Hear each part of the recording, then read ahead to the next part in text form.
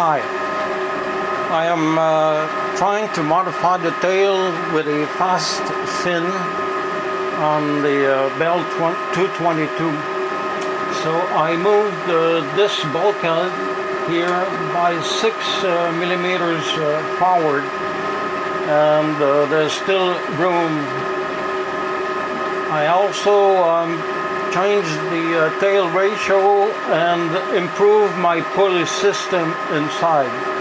So now it's time to verify vibrations.